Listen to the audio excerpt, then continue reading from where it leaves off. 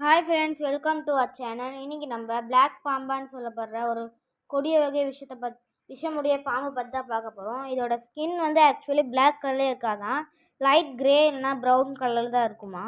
இதோட வாய் பகுதி வந்து பிளாக் கலரில் இருக்கிறனால தான் இதுக்கு பிளாக் பாம்பான்னுன்ற பேர் வந்துச்சு.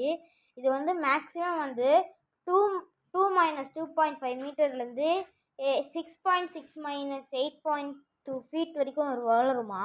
இதோட மேக்ஸிமம் வெயிட்டு பார்த்தீங்கன்னா 1.6 கேஜி வரைக்கும் இதோட மேக்ஸிமம் வெயிட் இருக்குமா.